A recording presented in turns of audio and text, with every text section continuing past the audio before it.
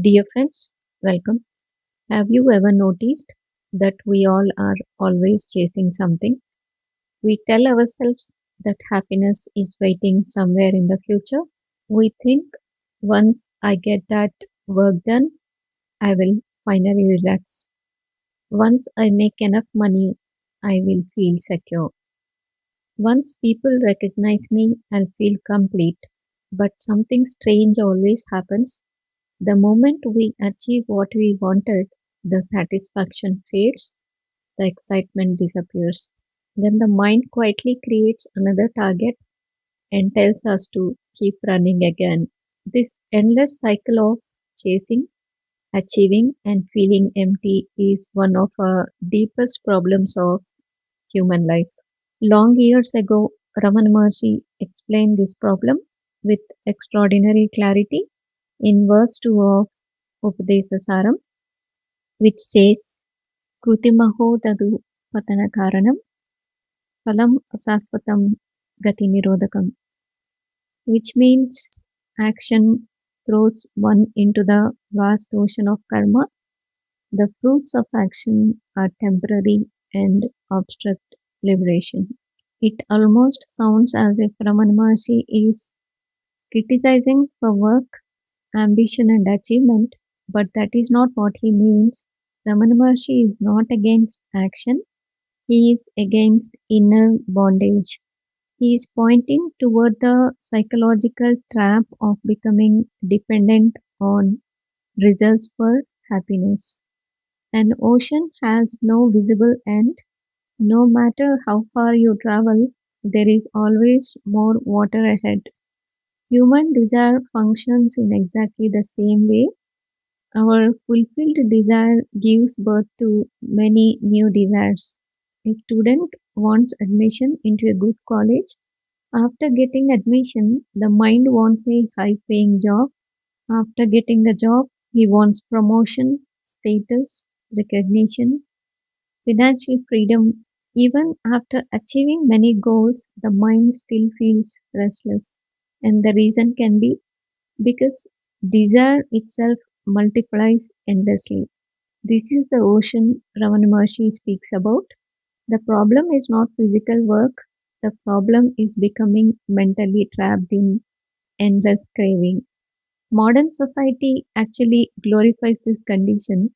We celebrate non-stop productivity, competition, and constant achievement, but internally, many people are exhausted, anxious, emotionally drained, and deeply dissatisfied. Outwardly successful lives often hide inward emptiness. Raman Maharshi then says something incredibly important: the fruits are impermanent. This is one of our most uncomfortable truths about life. Every external achievement fades with time. Think carefully about your own experiences. The excitement of buying a new phone lasts only a few days. The thrill of praise fades quickly. Even major accomplishments lose their emotional intensity after some time. Raman Maharshi understood this truth long before modern psychology existed. Human beings suffer because they expect temporary things to provide permanent fulfillment. But temporary things can never satisfy the mind permanently. That expectation itself creates suffering. The same principle also affects relationships. Sometimes people help others expecting appreciation, gratitude, or emotional return. When appreciation does not come, pain and resentment appear. And the reason can be because hidden expectations were attached to the action. The ego secretly wanted reward. Raman Maharshi invites us to honestly observe this mechanism within ourselves. Much of human suffering comes not from action itself, but from the emotional attachment behind action. This is why Ramana Maharshi says the fruit of action obstruct liberation. Success itself is not the problem. Attachment is the problem. When inner peace depends entirely on external outcomes, suffering becomes unavoidable. Now, an important question arises: does this mean we should stop working, stop achieving, or become passive? Raman Maharshi doesn't mean laziness or irresponsibility. Action is part of life. Every human being must act. The real teaching is to act without psychological slavery to results. Work sincerely, give your best effort, pursue excellence if you want to, but do not build your identity around outcomes. This changes the entire quality of action. When attachment reduces, fear reduces, which in turn anxiety reduces. The mind becomes clearer, calmer, and more focused.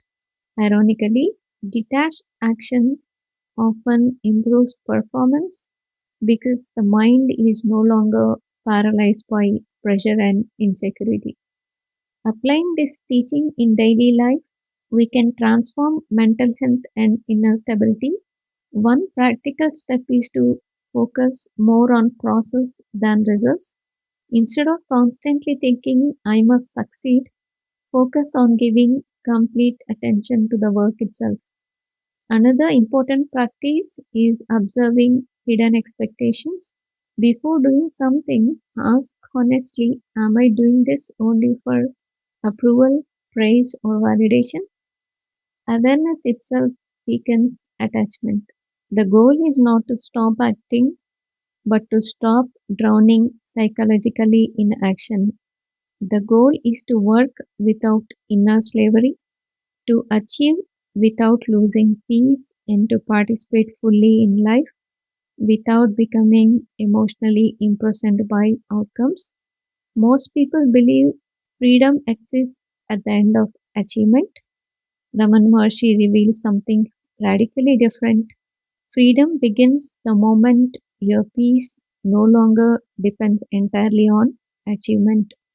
This is the timeless power of verse 2 of Upadesa Saram. If this teaching resonated with you, like the video, share it with someone who might need it, and subscribe for more insights from Ramana Maharshi teachings as narrated by me, Krisha. Thank you for watching.